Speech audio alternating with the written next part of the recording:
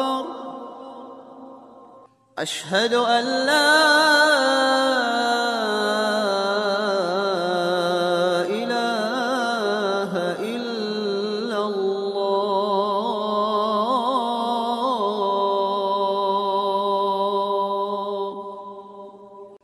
أشهد أن محمدًا رسول الله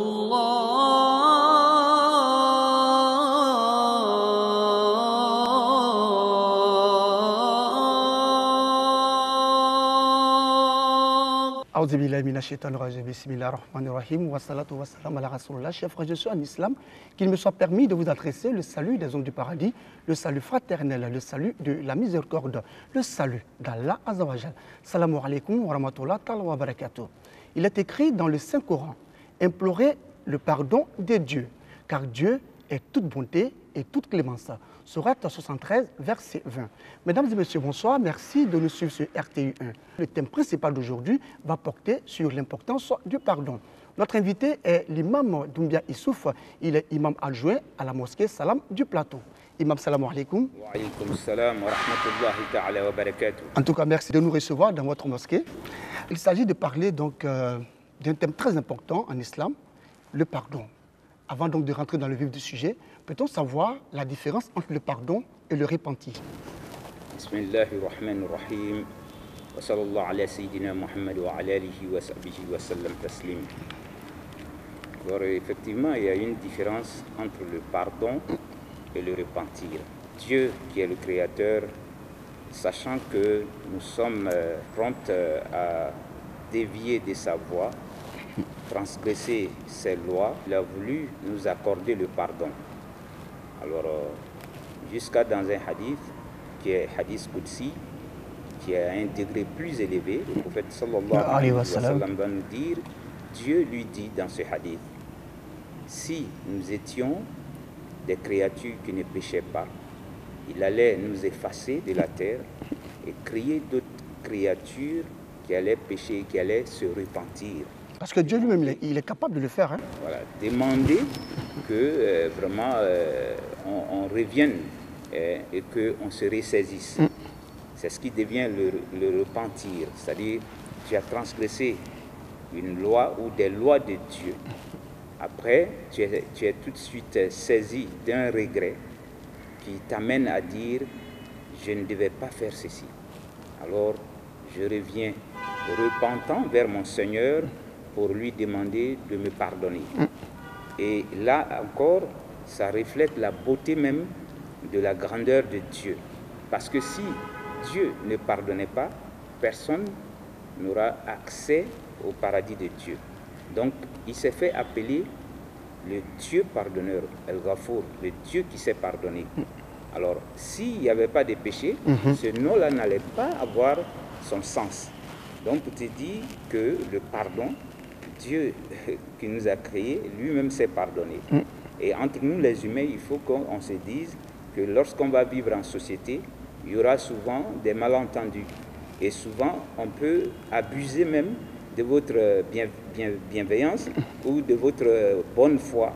Et après, toi, tu dois te ressaisir et dire que celui-là, s'il reconnaît sa faute, moi je vais vraiment lui pardonner ce qu'il a fait comme faute et on pourra aller sur de nouvelles bases. Tout à fait. Donc le repentir est différent du pardon. Ce qui est clair, le repentir est différent du pardon. Mais peut-on savoir l'origine même du pardon? Allah subhanahu wa ta'ala, parmi ses noms, il y a El Ghafour, le Dieu qui pardonne. Donc Dieu, sachant que les créatures que je vais mettre sur terre, ils ne seront pas parfaits dans tous les compartiments de la vie, il faudrait qu'à un moment donné, l'être humain penche vers ce que Dieu a interdit. Donc Dieu le sachant, il a ouvert cette lucarne-là. Donc il va nous pardonner nos péchés lorsque on pêche, surtout quand c'est fait par inadvertance. Souvent l'être humain pêche sciemment et Allah subhanahu wa ta'ala le sachant, et il a voulu que ce soit un moyen même pour l'être humain de se raviser. C'est-à-dire, lorsque tu as péché et que c'est entre toi et Dieu, je vais dire que ça démontre combien de fois Dieu, il est miséricordieux. Tu n'as pas besoin de te présenter à l'imam pour lui dire « Imam, j'ai commis tel péché ». C'est entre toi et Dieu. Donc le prophète le disait comme ça, « An-nadam tawba », c'est-à-dire le fait de regretter, c'est déjà le repentir. Donc Dieu, sachant que nous sommes des pécheurs, il nous a donné des moyens pour expier les péchés. Et donc lui, il pardonne lorsque l'on accomplit d'abord l'ablution. C'est un moyen de nous faire pardonner des péchés. Lorsqu'on accepte de marcher pour venir à la prière, donc pour chaque pas droit que vous allez poser, vous avez des récompenses divines, et pour chaque pas gauche, Dieu expie des péchés. Et donc ça n'a rien à voir avec le fait de renouveler à tout moment l'ablution? Le prophète disait que chaque fois que vous allez renouveler l'ablution, même si vous étiez en ablution et que vous allez encore refaire l'ablution, c'est la lueur sur lueur. Parce que l'ablution va nous permettre le jour de la résurrection de nous définir. L'ablution fait la différence entre les gens le jour de la résurrection. C'est pourquoi le prophète aimait beaucoup faire l'ablution. On lui a dit, avant toi, il y a eu des prophètes, il y a eu des messagers. Dieu a envoyé 124 000 prophètes et messagers pour ne pas que les humains se perdent. Et donc, parmi ceux-là, comment le prophète va reconnaître sa communauté? Il va dire, c'est par l'ablution que je vais vous reconnaître.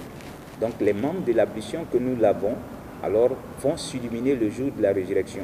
Et on aura besoin de lueur pour retrouver la route qui mène au paradis. Puisque pour aller au paradis, Dieu, il va suspendre un pont qu'on appelle le sirat. Et ce sirat-là, le prophète va dire, c'est mince comme la chevelure, c'est tranchant, et ça se trouve dans l'obscurité, et c'est tremblotant. Alors, comment traverser le sirat? Donc, ceux qui faisaient l'ablution pourront facilement traverser le sirat, surtout si c'était des gens qui priaient en congrégation quand on est homme, parce que c'est les hommes qui doivent obligatoirement accomplir leur prière en congrégation. Tout à fait. La femme peut prier à la maison, elle n'est pas privée de la maison de Dieu qui est la mosquée, elle peut participer à la congrégation, sauf dans les cas de force majeure. Donc pour dire que l'ablution, lorsque vous le faites, Allah subhanahu wa ta'ala, il en fait un moyen pour nous faire pardonner nos péchés. Quand on vient prier, la prière est un moyen pour nous faire pardonner. Vous avez dit que tous les pas que l'on pose pour venir, les pas droits, ça rehausse même notre valeur auprès de Dieu. Parce que le jour de la résurrection, le paradis aussi est fait à des degrés différents. Donc plus ta maison est éloignée de la mosquée, alors tu as plus de récompenses en marchant pour venir ou même en prenant un véhicule. Vous avez une mosquée près de vous, vous laissez cette mosquée pour aller dans une autre mosquée parce qu'elle est plus éloignée et elle est plus méritoire, le fait de prier dans cette mosquée-là? Il faut éviter de le faire parce que l'imam qui est plus proche de toi peut penser que peut-être qu'il a fait quelque chose ou bien tu ne l'aimes pas. Donc pour ne pas que ça prête à confusion, si tu as une mosquée près de toi, ben c'est Dieu qui a voulu que tu sois le voisin de la mosquée. Lorsqu'on est éloigné de la mosquée, chaque pas droit, vous avez du mérite auprès de Dieu, il y a des récompenses divines. Et pour chaque pas gauche, Dieu expie vos péchés. Lorsque nous venons prier, c'est un moyen pour nous faire pardonner nos péchés. Alors le prophète sallallahu alayhi wa sallam, il a dit comme ça, Dieu, il nous a donné beaucoup d'opportunités. Lorsque vous faites du bien à un nécessiteux, que ce soit quelqu'un qui est affamé ou que ce soit vraiment un orphelin. Donc à chaque fois que vous posez un acte, Dieu, par sa miséricorde, il en fait un moyen pour expier vos péchés.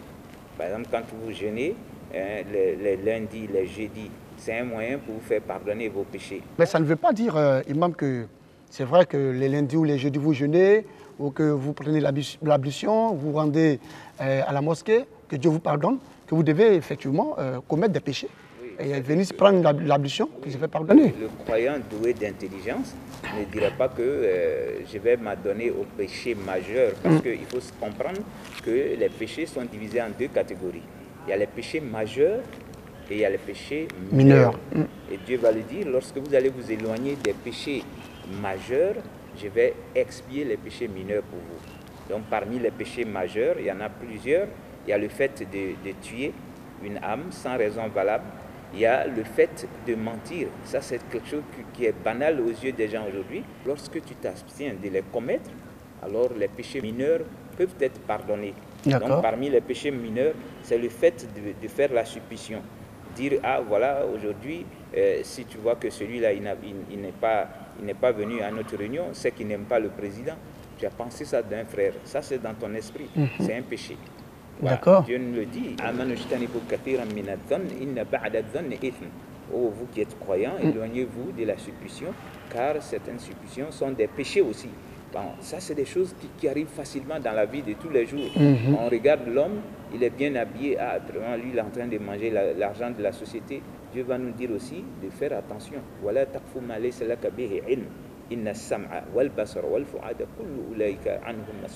c'est-à-dire le jour de la résurrection, Dieu dit, faites attention, ne donnez pas de certitude pour ceux dont vous n'avez pas effectivement la certitude. Parce que le jour de la résurrection, je vais poser des questions sur ce que votre ouïe a entendu, ce que vous avez vu avec les yeux et ce qui était caché dans votre cœur. Même les anges ne peuvent pas enregistrer ce qui se trouve dans le cœur de l'humain.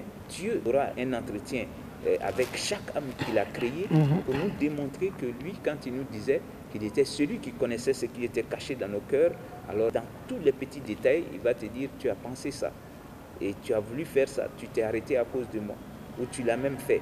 Donc, dit même il n'avait pas mis les anges pour nous surveiller, lui, Dieu, il était au contrôle de toutes choses. Ça ne veut pas dire aussi que le fidèle doit poser un acte ou un péché et ne pas demander pardon à son frère et dire que bon, je vais demander pardon à Allah subhanahu wa ta'ala et il va accepter. Dieu, il est tellement équitable.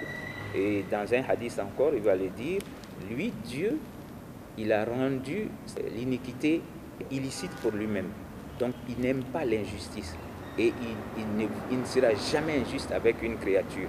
Et il voudrait que nous, les humains entre nous, qu'on soit équitables et qu'on n'opprime pas les gens. Voilà. Donc, si tu sais le faire, il faut que tu retournes vers celui dont tu as opprimé, demander pardon d'abord. Quand lui, il accorde son pardon, alors en ce moment, Dieu peut accorder son pardon à lui. Mais il ne faut pas penser comme je vais pécher ou bien je vais être injuste, oui. Et je vais aller faire le pèlerinage et tout est effacé. Ça, c'est l'erreur que les gens commettent souvent. C'est quand on te dit, avant de partir pour un pèlerinage, ben, il faut faire attention à ton entourage, en commençant d'abord par ta femme ou bien ton mari et ceux qui sont proches, ceux qui sont tous les jours. Les voisins, voilà. Dans ta cour, dans ton boulot, il faut demander pardon à ceux-là. Parce que souvent, toi, tu peux poser un acte que toi, tu as minimisé. Voilà. Tu as peut-être offensé quelqu'un sans le savoir. Voilà. Ou même par ta position, ou même par ta manière de faire. Donc, il faut demander pardon et que les gens t'accordent leur pardon. Et ce qu'on ne sait pas faire souvent, on attend que les gens meurent. Quand la dépouille est là, on dit pardonnez à un tel, votre frère est couché, pardonnez-lui ce qu'il a fait. Bon, les gens peuvent dire on a pardonné. Est-ce que le défunt, est-ce qu'il a pu pardonner? Tout à fait. Voilà. Donc, de ton vivant déjà, il faut savoir que tu es pécheur. Il faut, à chaque circonstance, demander pardon aux gens pour ce que tu auras fait en mal. Parce que souvent, on peut avoir peur de toi, on ne t'a pas dit. Ou bien, bon, quelqu'un peut dire, moi j'attends jusqu'au jour de la résurrection, parce que je sais qu'il est croyant, le jour de la résurrection, on va juger. Peut-on savoir la valeur de ce mot pardon en islam? Le pardon, il est fondamental. Voilà. C'est pourquoi Dieu lui-même, il s'est imposé le pardon. Parce que Dieu pouvait mettre ses lois et dire, celui qui va transgresser ces lois-là, je vais l'introduire directement en enfer. Non, Dieu ne l'a pas fait de cette manière. Il nous a donné le temps. Lorsque tu vas commettre un péché ou des péchés, Dieu, il est tellement pardonneur qu'il a voulu que deux anges nous suivent. Il y a un à ta droite qui écrit tes bienfaits et l'autre à ta gauche qui écrit tes méfaits. Et donc, quand tu commets un péché, celui qui doit écrire le péché, celui de la droite va lui dire, donne-lui un répit, donne-lui un temps, peut-être qu'il va pouvoir se repentir. Et il va demander pardon à Dieu. Donc, on n'écrit pas tout de suite quand on fait un péché. C'est lorsque on va te donner ce répit-là, ce temps, pour que tu puisses te ressaisir. Tu ne l'as pas fait, alors lui, il écrit un péché. Par contre, quand tu poses un acte qui plaît à Dieu, automatiquement, c'est écrit. Et tu as fait un seul acte, on te donne jusqu'à 10 récompenses pour le seul acte de bienfaisance. Donc, Allah, sachant que nous sommes faibles, lui nous a accordé l'opportunité de nous pardonner. Et donc c'est comme ça, l'être humain doit aussi vivre avec ses semblables. Il faut te dire que toi-même tu n'es pas parfait. Si tu ne sais pas pardonner aux autres, comment tu voudrais que Dieu te pardonne à toi? Mais imam, ici, en société, on a l'impression que le fait d'aller demander pardon, c'est un signe de faiblesse. Oui, ça c'est aussi encore l'orgueil de l'être humain qui l'amène à imaginer cela. Alors que savoir demander pardon, ça c'est, si tu veux, ça ne fait que rehausser l'être humain quand tu sais le faire. Dans une société, quand tu comprends que moi je suis quelqu'un qui peut pécher, je suis quelqu'un qui peut faire des erreurs. Donc tout le monde est censé faire des erreurs. Donc reconnaître que je peux faire des erreurs, cela ne peut que te rehausser devant tes semblables. Surtout quand tu as un certain niveau de responsabilité, quand les gens savent que tu as fait une erreur par rapport à quelqu'un qui est un subordonné à toi, tu reconnais ton erreur. C'est ce qui fait de toi quelqu'un qui est responsable. Parce que tu sais évaluer les autres et tu sais évaluer ta propre personne. Mais si tu penses que moi, je ne peux pas faire d'erreur, ça veut dire que toi, tu n'es pas apte à être responsable. C'est ça. Alors qu'on le sait, seul Dieu est parfait. Voilà. Nous sommes des êtres voilà, qui tentons peut-être vers la perfection, mais nous ne sommes pas parfaits. Parmi les humains, celui qui était le plus parfait, qui était le prophète, savait se raviser. Il aimait dire aux gens, pardonnez-moi. Le prophète savait le faire. Alors, lui qui n'avait pas de péché, si lui, il savait aller vers Dieu et demander pardon à Dieu plus de 110 fois par jour, et chaque fois, quand il était avec ses disciples, il voulait nous inciter à cela, à être humble vis-à-vis de ses semblables. Mais si tu penses que c'est les autres qui doivent te présenter à tout moment des excuses et que toi, tu ne fais pas d'erreur, en ce moment, vraiment, ça ne fait que déshonorer la personne. Est-ce à dire que le pardon est vraiment important dans la société? Oui. Dans une société où les gens ne se pardonnent pas, il n'y aura jamais de paix. Il n'y aura jamais de sécurité. Il n'y aura jamais de tranquillité de l'âme même. Parce que si tu sais que l'autre, il attend une occasion pour se venger, eh bien, à chaque fois, tu seras sur tes gardes. Donc, il faut, dans une société bien organisée, que les gens se pardonnent. Voilà, en commençant, bien sûr, dans la petite cellule familiale, il faut comprendre que quand on vit avec quelqu'un, la personne est censée faire des erreurs. Et chaque fois que la personne a fait une erreur et qu'elle reconnaît son erreur, en plus de cela, la personne présente des excuses, on doit accepter. Parce que nous-mêmes, nous faisons combien de péchés par jour, hein? On transgresse les lois de Dieu. Et chaque fois, quand on peut dire « Seigneur, pardonne-nous », Dieu est prompt à pardonner. Parce que quand Dieu nous a créés, il nous a loué des satans. C'est-à-dire chaque âme a un satan avec elle qui t'induit en erreur souvent. Vous dites chaque âme a un satan. Lorsque le prophète a donné cette information, ses disciples étaient étonnés. Ils vont lui poser la question, même toi, messager de Dieu? Il dit oui, même moi. Mais le mien, Dieu me l'a assujetti. Il ne peut pas insuffler de mauvaises choses dans mon cœur. C'est pourquoi nous sommes en bataille avec Satan. Souvent, ta foi augmente. Voilà, c'est que toi, tu as eu le dessus sur ton Satan. Mais souvent, toi-même, tu vois que tu fais des choses qui ne plaisent pas à Dieu. En ce moment, ton Satan a eu l'emprise sur toi. Et Allah subhanahu wa ta'ala, le sachant, et Satan a juré qu'il va égarer les fils d'Adam et que beaucoup vont l'accompagner en enfer.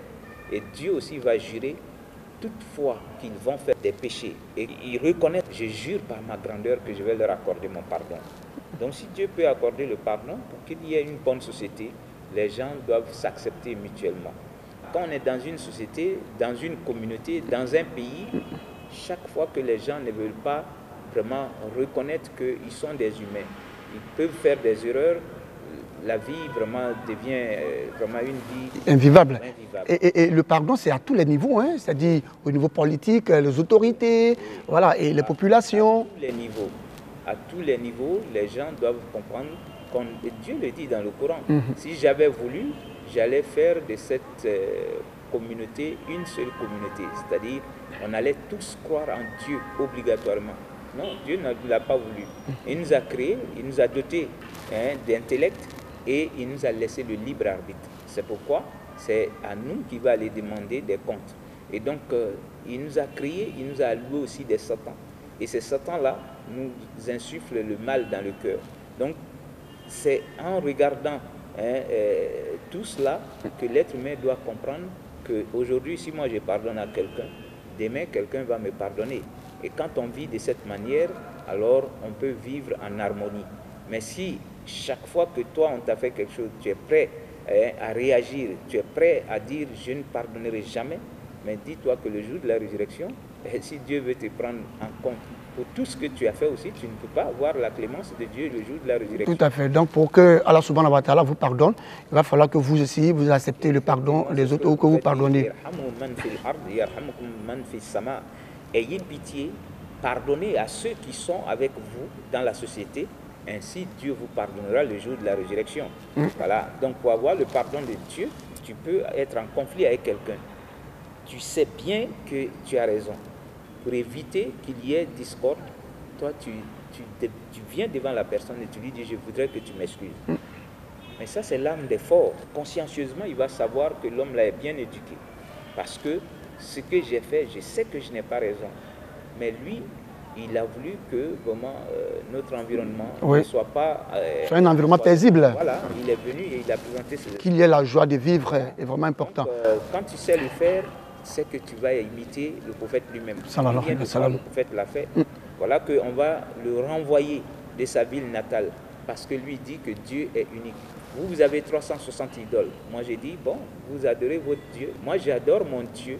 Adorez les 360 idoles. On dit non, toi tu ne peux pas vivre ici. Même avec ton seul Dieu, on veut même te tuer. Ils ont voulu attenter à sa vie et Dieu va lui demander de quitter.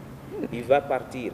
Quand il va vouloir venir faire sa première umrah, on va lui dire non, tu ne rentres pas ici. C'est-à-dire il faut vivre ça pour mieux comprendre. Tu veux venir dans ton village natal ou bien dans ton propre pays. On te dit tu ne rentres pas ici. Qu'est-ce que j'ai fait de mal? Vous avez votre voix, vous avez votre manière de faire. Je vous respecte avec tout ce que vous faites. Et puis bon, vous ne voulez pas que moi, j'ai ma liberté aussi. C'était ça. Voilà, vous êtes libre d'adorer ce que vous voulez, je suis libre d'adorer ce que je veux adorer. Mais on dit non, malgré tout ça, toi tu es banni, tu ne rentres pas ici. Mais lorsqu'il va revenir en force et qu'il va conquérir la Mecque, ce jour-là, tous ceux qui ont été les bourreaux, qui ont même persécuté des croyants, ils viendront devant lui et il va leur dire, aujourd'hui, voilà que moi j'ai conquis la Mecque. Alors, qu'est-ce que vous pensez que je vais faire de vous? Et comme les gens sont intelligents, ils ont laissé le chef parler, qui était Abu Sufyan, il l'a dit, nous savons que tu viens d'une très grande famille, tu es doté de caractère que nous autres n'avons jamais eu, parce que tu as été, avant même de prétendre que tu es le messager de Dieu, tu étais quelqu'un qui était honnête. On t'appelait ici El Amin, qui veut dire l'honnête. On sait que tu poseras un acte aujourd'hui qui va rester dans l'histoire. Subhanallah. Et donc voilà le prophète qui va dire, effectivement, moi je vous ai pardonné tout ce que vous avez fait. Parce qu'il a été battu, il a été vilipendé, il a été humilié. Ses disciples, ceux qui ont cru en sa prophétie, ont été tués, martyrisés. Malgré qu'il soit renvoyé de la Mecque et qu'il est revenu conquérant, il a conquis la ville. Tout le monde était à sa merci. Ce jour-là, s'il voulait, il pouvait dire, alors tuez-moi tout cela. Mais c'est pas ce qu'il a fait. Il va dire, partez, je vous pardonne. Les grands hommes savent le faire. Lorsque Dieu t'a déjà soutenu dans une bataille, toi tu n'as plus à te déshabiller pour monter sur le ring. Quand Dieu fait ton palabre, alors tu es libre et tu dors tranquille. Alors est-ce que implorer, n'est-ce pas, le pardon d'Allah subhanahu wa ta'ala, n'est-ce pas là la clé de la bénédiction? Effectivement, c'est-à-dire Dieu, il a voulu que le prophète soit le meilleur des modèles pour nous. Il va le dire, ce que le prophète va vous apporter comme modèle, choisissez cela. Et ce qu'il va bannir, éloignez-vous de cela. Donc le prophète, lorsque tu étais assis avec lui dans une assemblée, 70 fois les disciples ont remarqué qu'il pouvait dire Astaghfirullah, Astaghfirullah, Astaghfirullah. Au moment où les autres sont occupés à souvent se chamailler ou parler d'autres choses, le prophète ne faisait que demander la rémission de ses péchés alors qu'il n'en avait pas. Donc un moyen de nous dire que l'être humain doit se mettre en cause à souvent. Et savoir faire le istighfar, ça ouvre la chance à tout. C'est le meilleur même des zikr. C'est-à-dire le prophète va nous dire dans un hadith, Man lazama al-istighfar ja'ala Allahu lahu min kulli hammin faraja wa min kulli diqin makhraja wa yarzuquhu min haythu la yahtasib. Celui qui sait demander pardon à son Seigneur, Allah subhanahu wa ta'ala dissipe ses soucis. Quand il est angoissé, il va dissiper son angoisse. Et s'il est dans une difficulté, Dieu lui montrera la porte de sortie. Et il va lui accorder sa subsistance par un moyen dont il ne s'attend pas. Donc pour dire que l'être humain, chaque fois, il faut te remettre en cause en disant Seigneur, pardonne-moi. Parce qu'on a commencé par là-bas. C'est-à-dire souvent, même par ta pensée, tu peux pécher. Donc, par ta manière de regarder quelqu'un et penser que même tu es supérieur que la personne, nous, on trouve que ça, c'est la moindre des choses. Oui. Alors que il y a le fauteuil que toi, tu vas occuper en tant que chef, peut-être que c'est l'ancien fauteuil de quelqu'un. À partir de là, parce que tu t'en vas à la retraite, ou bien parce que tu as été destitué. Donc, l'être humain doit être quelqu'un de réfléchi. Ne pas être orgueilleux. La manière que tu veux demander pardon à Dieu, il faut à tout moment réunir les gens et leur montrer que je ne suis pas supérieur à vous. Voilà. Dieu a voulu que chaque fois qu'on s'est réunis, que quelqu'un soit responsable. Donc je suis ce responsable-là. Et à tout moment, je peux accepter qu'on me donne des conseils dans le respect mutuel. Donc quelqu'un qui sait vivre de cette manière, il peut gérer toutes sortes de sociétés. Donc, se remettre en cause pour demander pardon, même à ses semblables. c'est sur le baptême aussi dans la société. Oui, parce que souvent tu peux penser que tu t'es bien comporté avec eux, mais ils peuvent être fâchés. Ouais. De peur de ne pas être renvoyé ou de ne pas être jugé d'autres choses. Des sanctions. Cacher, voilà. Ils peuvent cacher ce que toi tu as fait en mal et ils sont avec. Alors le jour de la résurrection, pour ne pas que toi tu te retrouves devant le Seigneur avec tous ses péchés, il faut souvent demander si vraiment je me suis mal comporté, excusez-moi, je suis humain comme vous. Voilà, le prophète, je préfère que dans la vie d'ici-bas, que vous me présentiez mes erreurs au lieu que le jour de la résurrection, que quelqu'un vienne devant Dieu pour dire que je lui ai fait quelque chose. D'accord. Si le prophète savait le faire entre nous, qu'on on se prête à ce jeu, savoir que je ne suis pas parfait, je peux demander pardon. Mais est-ce que vous ne pensez pas que le pardon doit se reposer sur la sincérité? Lorsque vous pardonnez, il faut arriver aussi à oublier, parce que d'autres le disent, j'ai pardonné, mais je n'ai pas oublié. Quand on pardonne, il faut être en mesure d'oublier ce qui s'est passé. Parce que lorsque tu n'oublies pas, Satan peut raviver, si tu veux, cette rancœur-là.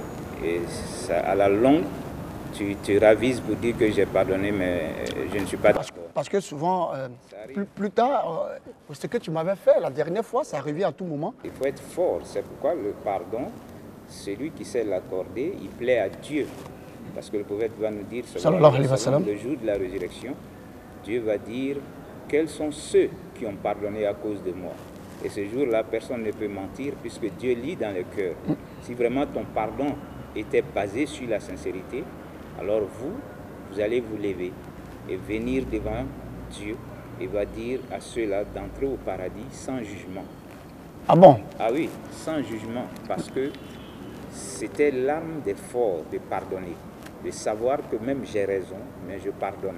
Et surtout quand l'autre reconnaît qu'il était vraiment en faute, toi tu l'aides à acquérir la tranquillité de l'âme. C'est pour compléter ce que vous dites, souvent quand on dit celui qui a eu raison est venu demander pardon, l'autre va dire non, bon, l'autre aussi demande pardon, à son tour. Le prophète va nous dire, lorsque vous êtes en bruit, vous êtes disputé. Celui qui peut avoir le courage d'aller le premier vers son frère, sa soeur, son épouse et demander pardon, ben, il est rehaussé par Dieu, il est aimé de Dieu.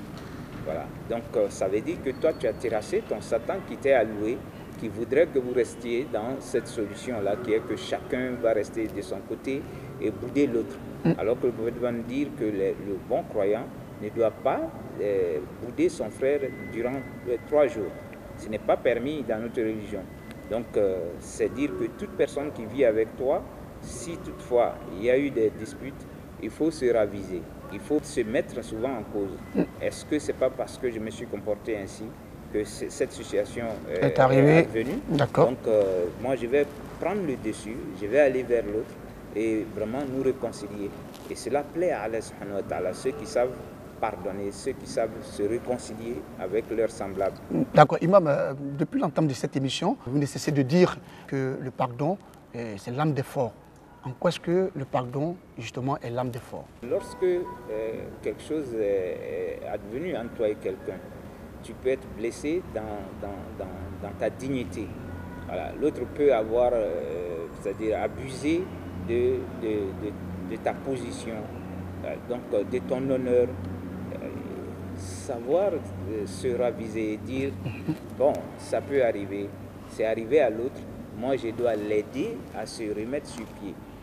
Voilà. Donc c'est un travail qui se fait à l'intérieur de l'être humain, entre toi et Dieu. Tu te dis, moi-même j'ai souvent péché vis-à-vis de mon Seigneur et j'ai demandé pardon. Mais pourquoi quelqu'un qui a abusé de mes droits, je ne peux pas lui accorder le pardon? Donc ceux qui savent le faire, c'est que c'est des gens qui sont humbles. Voilà. Ils reconnaissent qu'eux-mêmes, ils peuvent être un jour à la place de l'autre qui a fait la faute. Bien sûr. Donc ils savent être humbles vis-à-vis de leurs semblables et ils savent que ceux qui peuvent arriver jusque-là, c'est comme si tu vas imiter le Seigneur lui-même. Parce que Dieu sait que nous sommes pécheurs, mais lorsque nous revenons repentant vers Dieu, il accepte le pardon. Mais donc, il faut qu'on puisse le faire avec nos semblables. Une façon de dire que l'humilité même doit caractériser, n'est-ce pas, le musulman. Oui, le musulman, c'est l'homme qui doit prendre son messager comme son exemple. Oui. Voilà. Combien de fois les gens ont fauté lorsqu'ils étaient devant le prophète et après, il va dire non, ne jugez pas. Voilà.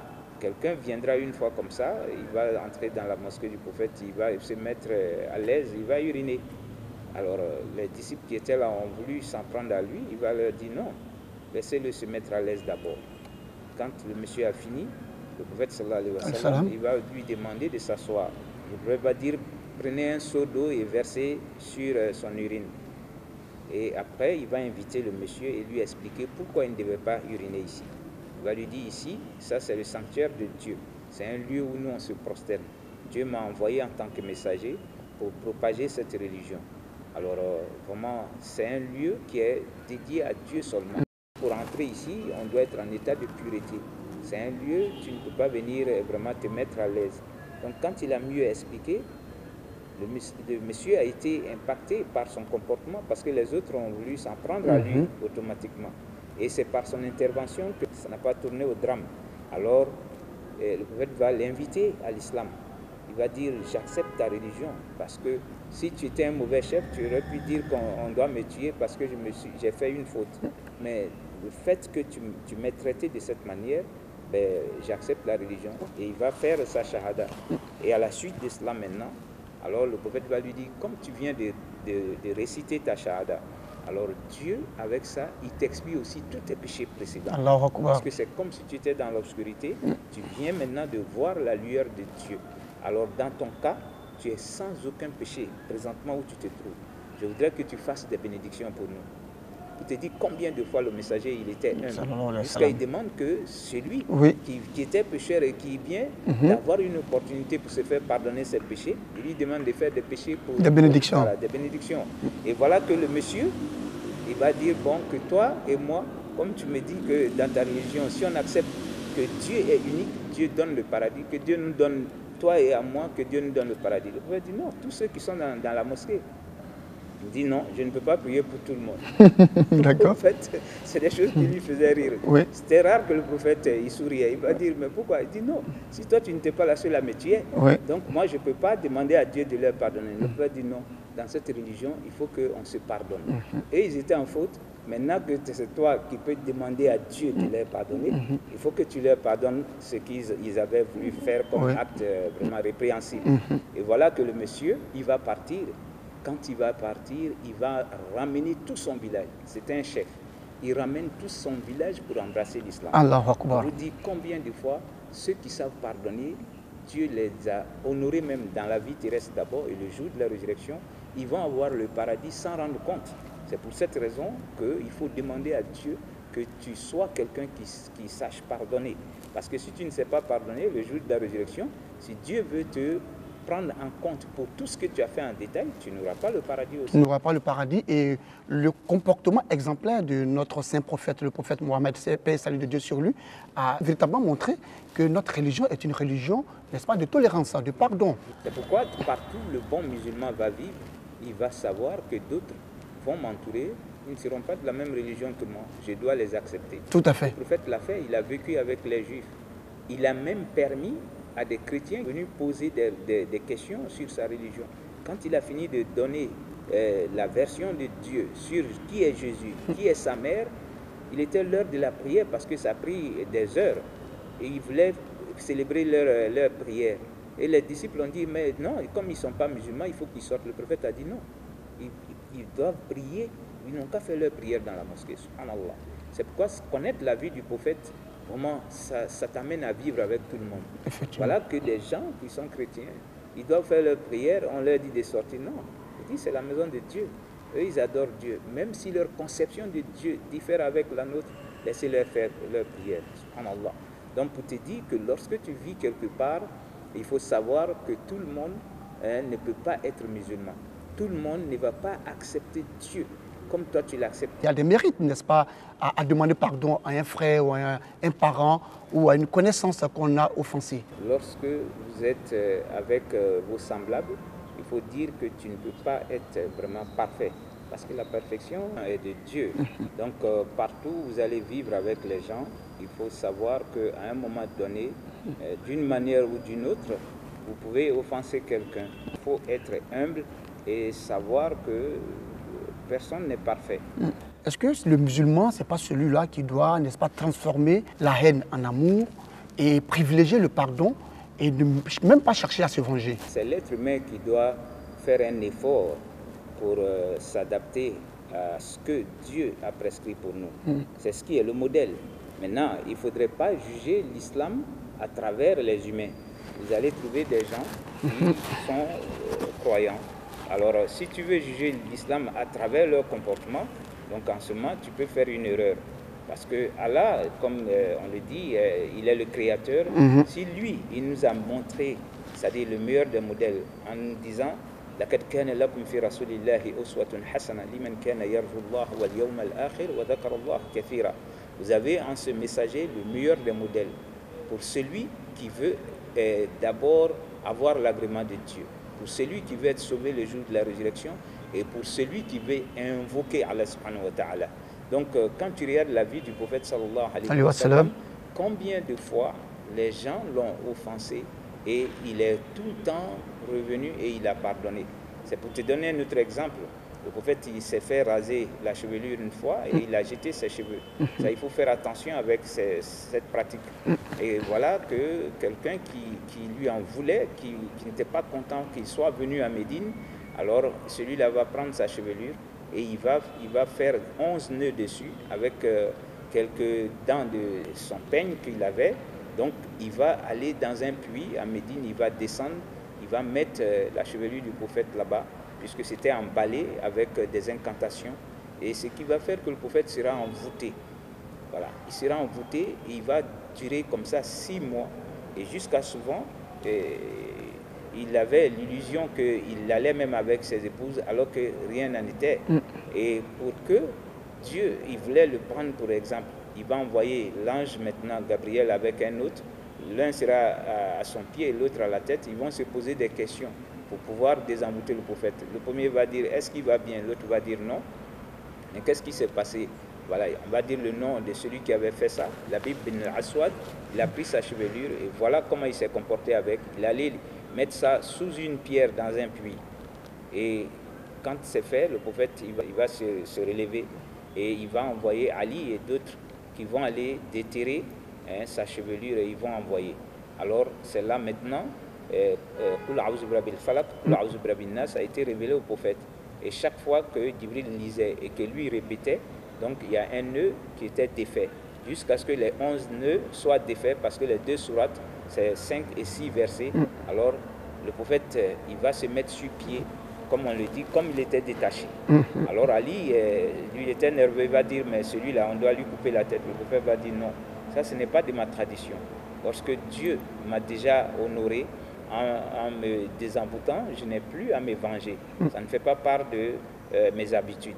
Donc, il est le modèle pour le croyant. Tout à fait. Voilà. Donc, lorsque Dieu vous a déjà honoré, quelqu'un vous a offensé, quelqu'un vous a opprimé, et puis Dieu vous a donné le dessus, ou même la personne est venue et elle a reconnu son tort, elle a présenté ses excuses, mais il faut pardonner. D'accord. Voilà, si tu sais le faire, ça ne fait que t'honorer auprès de Dieu et de tes semblables. Parce que beaucoup d'hommes vont te prendre en exemple, ils vont dire, ce qu'on lui a fait là, si c'était moi, je ne peux pas pardonner. Souvent, on entend dire dans la société, ouais, mais toi, tu as accepté ça, mais... Si c'est moi, je ne peux pas pardonner. Et ça, c'est le Satan qui parle comme ça ou quoi? Parce que le Satan parle à travers la personne, effectivement. Et alors que savoir pardonner ne fait que rehausser celui qui sait pardonner. Parce que tu imites Dieu lui-même. D'accord. Voilà, tu imites Dieu qu'on va offenser. Parce qu'il a voulu qu'on vienne vivre et qu'on soit des modèles pour nos semblables. D'accord. Alors tout ce qu'il a proscrit, tu vas voir combien de fois l'être humain va le faire. Mais après, on sait se ressaisir. Et puis, humblement, tu n'as pas besoin de dire ça aux gens. Entre toi et Dieu, tu demandes pardon. Ne cessez de demander pardon à une personne que vous avez offensée et que la personne n'accepte pas votre pardon, vous saluez cette personne à tout champ, mais qu'elle ne répond pas à votre salutation. Que faire? Oui, dans ce cas, vous êtes disculpé vis-à-vis d'Allah subhanahu wa ta'ala. La balle est dans son camp.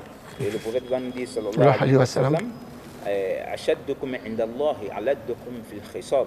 Il dit le plus mauvais, c'est-à-dire parmi vous, ou la plus mauvaise créature, c'est ceux qui dépassent les bornes lorsqu'ils sont fâchés.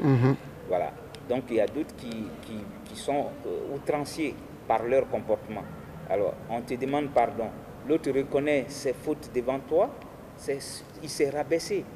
Voilà. Quand quelqu'un t'a offensé et qu'il est revenu, il a reconnu que ce que j'ai fait n'est pas bon, mais en même temps, il faut pouvoir te mettre à sa place. D'accord. Voilà. Donc, si malgré tout ça, il t'a salué et tu n'as pas répondu, il te demande pardon, tu dis je n'accorde pas mon pardon, alors lui, par rapport à toi, il devient meilleur. C'est ce que le prophète va nous dire lorsque vous êtes en dispute et que quelqu'un parmi vous prend le dessus sur Satan, il présente ses excuses, celui-là est meilleur auprès de Dieu que toi. Parce que toi, tu t'es laissé entraîner par ton Satan.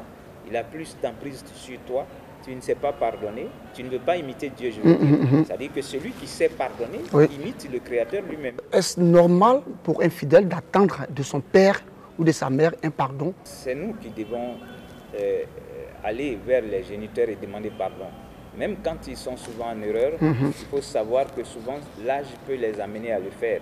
Parce que quand on atteint un certain âge, on se dit bon, que c'est notre enfant, on va toujours enfantiser notre progéniture. Tout à fait. Alors quand tu sais qu'ils sont à cet âge-là, c'est toi qui dois t'arranger à ce que vraiment vous quittez en de bons termes. Si toi tu restes dans ta position et qu'eux ils restent aussi dans cette position, le prophète nous dit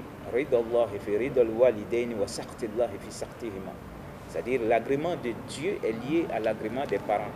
Et s'ils sont fâchés avec toi, Dieu se fâche avec toi. Même quand tu as raison. Parce que vous pouvez entrer en conflit. Oui. Toi, tu peux avoir raison quand on explique. On n'a pas raison contre ses géniteurs. Lorsque tes géniteurs ont faussé, tu peux le faire, c'est-à-dire tu peux leur faire comprendre que ce qu'ils ont fait n'est pas bien. Mais d'une manière... Il y a la manière, hein, oui. Voilà, d'une manière, en passant même souvent... Par des sages ou bien par des imams, des guides religieux. Il peut leur faire comprendre cela. Parce que si ça vient de toi, souvent, vraiment... Oui, c'est mal compris, voilà. Et même pas attendre, comme vous l'avez dit, un pardon de la part des parents. Quand toi tu demandes pardon, cela ne fait que te rehausser. D'accord. Et puis souvent, ça peut les amener à comprendre que vraiment, c'est vrai, il est l'enfant, il est notre bébé, mais ce qu'il vient d'expliquer, c'est nous qui n'avons pas raison. D'accord. Voilà, souvent parce que l'orgueil fait que souvent ils ne veulent pas reconnaître. Tout à fait. Et certains enfants conduisent même leurs parents en justice. Parce que le parent n'a pas remboursé, soit 1 000 francs ou 2 000 qu'il a eu à prendre avec son enfant. C'est arrivé au temps du prophète. Sallallahu alayhi wa sallam. Quelqu'un qui va se plaindre au prophète, il va dire mon père a emprunté mon argent, mais il ne veut pas rembourser. Le prophète va lui dire va chercher ton père. Et quand le père va venir, le prophète va demander est-ce que tu lui dois? Il va dire oui, je lui dois, mais cet enfant, messager de Dieu, je n'ai pas les moyens de rembourser. Mais il ne doit pas oublier que si aujourd'hui, lui, il peut avoir les biens jusqu'à me faire un prêt, moi j'ai voulu que lui vienne dans ce monde. J'ai fait son baptême, j'ai marié sa mère, je lui ai donné tous les droits. Je lui ai donné la vie et je l'ai éduqué jusqu'à ce qu'il soit quelqu'un de valide dans la société. Alors le prophète, il voulait que l'homme comprenne et qu'il dise ces choses-là. Donc le prophète va lui dire, toi et ta richesse vous appartenez à ton père. pour dire qu'il n'a même plus à rembourser. Tout à fait. Parce que s'il a accepté de marier ta maman, la choisir en tant qu'une bonne femme d'abord, parce que ça c'est le premier droit d'un enfant, aller lui trouver une mère dont il sera fier et la marier. Et lorsque celle-là va tomber enceinte de toi, ton père ne va pas dire il faut avorter. Il va prendre les dépenses en charge. Tu vas venir dans ce monde. Il va faire ton baptême. Il va te donner l'éducation. Il va t'amener à connaître Dieu. Et tu seras quelqu'un de responsable. Toi, tu vas dire que bon, je lui ai donné 100 millions, je veux qu'il me rembourse, il n'est pas capable de le faire. Toi et ta richesse, vous appartenez à ton père. Tu ne peux pas le convoquer à la justice. Tout à fait. Voilà, en islam, quand un père tue son enfant, on ne le tue pas pour cet enfant. Mais si l'enfant tue le père, on peut le tuer parce que lui, on va voir est-ce qu'il jouit de ses facultés. Dans ce cas, on doit le tuer parce que lui, il a ôté la vie à son père. Et donc, il faut éviter d'attirer sur soi la malédiction. Est-ce que dans le couple et en famille, le pardon, il est important? Dans un couple où il n'y a pas de pardon, les gens vont directement au divorce. Voilà, c'est pourquoi chez nous, au plateau, nous avons instauré à recevoir les gens avant leur mariage, ne serait-ce que pour 3 séances. Leur parler d'abord du droit de la femme, en commençant par là, parce que chez nous en Afrique ici, on va dire que la femme n'a pas de droits. Voilà, lorsqu'elle est dans un couple, elle doit être soumise, elle doit être obéissante. C'est comme si elle n'a pas de droits, alors que c'est faux. La femme a des droits. Le prophète les a cités dans notre religion, c'est bon de les connaître. Et l'homme a des droits. Alors, qu'est-ce qu'ils doivent faire pour que leur mariage réussisse?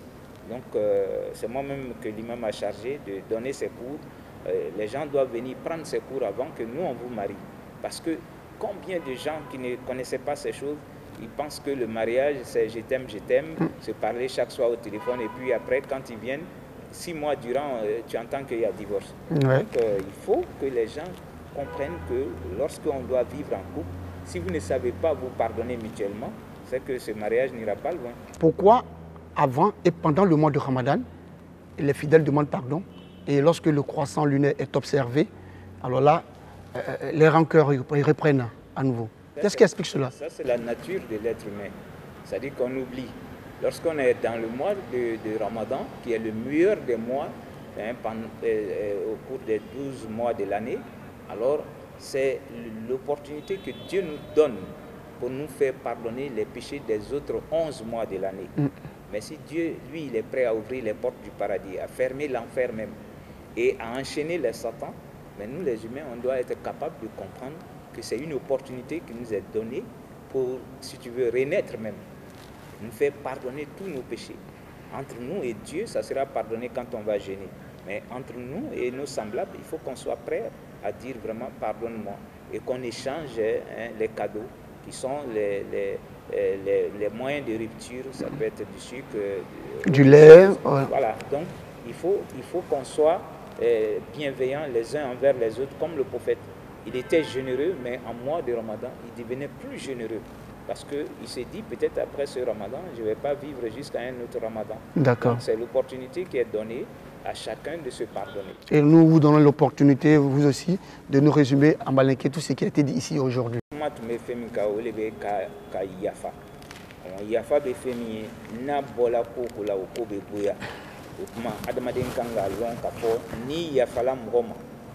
Ka ko kila komi ma diya ye k'a ye k'a fɔ e yɛrɛ joli bɛ kila le tun b'o yira an na sallallahu alaihi wasallam ni ko tigɛla i ni mɔgɔ cɛ i b'a lɔn ko i joli bɛ mɛ k'i jo la bi ka yafama dala tigi fɛ o bɛ kɛ sababu ye fitina kana wuli an ni ɲɔgɔn cɛ mɔgɔ bɛ sigida fɛn fɛn na a kɛla du kɔnɔ wa a kɛla quartier kɔnɔ a kɛla jamana kɔnɔ wa wagati dɔw la i jo bɛ ko dɔ la i b'i jo to yen ka yafama dali o b'i kɔrɔ tali samina mɔgɔ min bɛ yafa mɔgɔ ma ele bɛ fɛ ka ala yɛrɛ ladege ni ala jogoba dɔ ye ala tɔgɔba dɔ ye n'o bɛ gafuru ye ala ko k'ale de bɛ jurumu bɛɛ gafari wallahi n'ala tun tɛ yafa adamadenw ma mɔgɔ si tɛ se ka don ala ka alijinɛ kɔnɔ o tuma adamaden i b'o lɔn i ka sigida kɔnɔ i b'o lɔn i ka baarakɛyɔrɔ i b'o lɔn i ka jamana kɔnɔ k'a fɔ e ni mɔgɔ minnu bɛ na k'a jogow tɛna kaɲa a tɛna kɛ diinɛ kelen na bɛɛ n'a jogo de bɛ bɛɛ n'a ka diinɛ de bɛ e kɛla silamɛ ye min kɛ e yɛrɛ ka jogo ɲumanya kosɔn ani ka yafa kosɔn mɔgɔ dɔw bɛ se ka don diinɛ nin na cila y'o misali camanba le yira an na a ka ɲɛnɛmaya kɔnɔ mɔgɔ dɔw tun bɛ yen olu ye kow kɛ cila la n'i y'o kɛ an ka bi mɔgɔw la a bɛ laban justice la walama a bɛ laban kɛlɛ le ma o dɔ misali bɛ mun ye cila sallallahu alaihi wasallam cɛ dɔ tun bɛ nin na o b'a sigi ɲɔgɔn de ye a b'a ka lu da bali ye ka a filan ka na a ɲama kɛ cila ka da la ni cila bɔra a tɛ kuma caman kɛ ale bɛ filanan kɛ ka taa bɔn a t'a fɔ ko ne le ye cila ye sahabaw bɛ n bolo ka na minɛ a ye taa cɛ ni kun tigɛ a tun t'a kɛ ten lon dɔ a nana ye cɛ ka da ma bali ye min kɛ a ye ɲininkali kɛ ko ko a man kɛnɛ cila ko ko komi sigiɲɔgɔnya b'an ni ɲɔgɔn cɛ o hakɛ kosɔn ne tɛna kɛlɛ kɛ cɛ nin fɛ n bɛ taa ale ka taa duwawu yɛrɛ ka ye cila dola ka taa a sɔrɔ yen a ko i nana mun na ko n y'a ye k'a fɔ ko i man kɛnɛ o kosɔn n nan'i fɔ a ko i y'a lɔn di ko n man kɛnɛ cila bɛna fɔ an ɲɛna ko ne bɔla sɔn ne b'a ye e bɛ da bali ye ka na bɔ n fɛ yen mɛ bi n y'a ye min kɛ i ka yɔrɔ ma bali ye ne ye da fila bɛɛ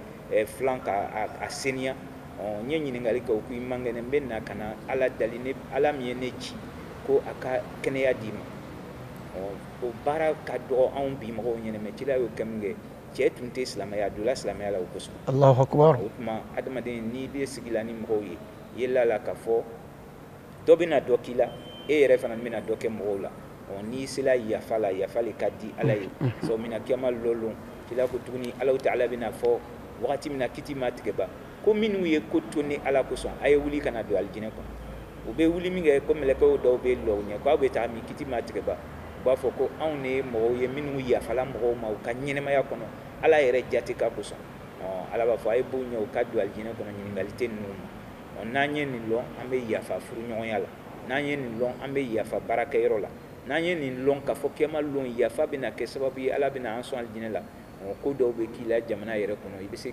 ka i hakɛ dɔw la bi mun ko sɔn fitina kana wuli sabu min na cila b'o fɔ an ɲɛnɛ fana ni a ko alfitina na'ima la'ana allahu man ayqazaha ko fitina bɛ sunɔgɔ de la ne ye mɔgɔ min kɛla sababu ye ka fitina la kunun ko ala b'i danga adamaden kan k'a lɔn mɔgɔ bɛ kɛ fitinamɔgɔ ye quartier kɔnɔ i bɛ kɛ fitinamɔgɔ ye famille kɔnɔ e tɛ kɛlɛ dala sa ni mɔgɔ bɛ kɛlɛ la o de ka di ye i b'a juruku mɔgɔ man kan ka kɛ ten silama bɛrɛbɛrɛ bɛ cila le ladegi sallallahu alaihi wasallam a bɛ yafa mɔgɔw ma a b'a lɔn yafa le ka di ala ta'ala ye yafabaga bɛ aljinɛ sɔrɔ ala k'an bɛɛ sɔn aljinɛ. Amin. Et merci à vous Imam Doumbia pour ce résumé amalinké, surtout pour votre éclairage.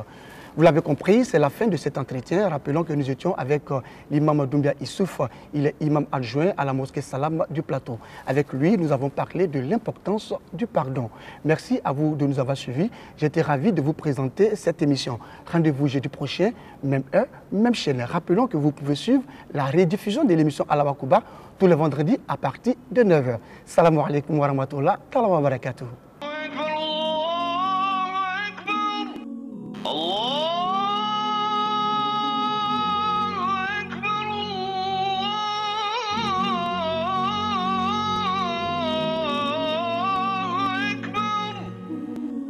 أشهد أن لا